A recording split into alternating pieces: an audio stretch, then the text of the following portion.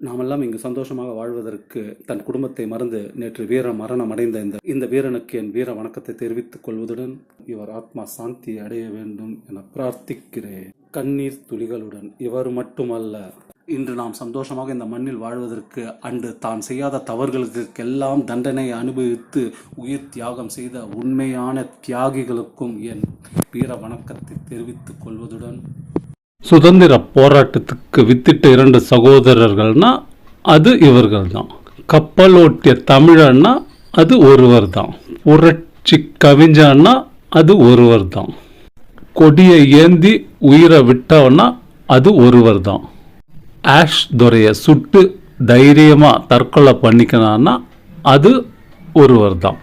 இவர்களுக்கு இணை என்றுமே இவர்கள்தான். என் மனதில் வாழும் டூப் போடாத உண்மையான ஹீரோக்கள்.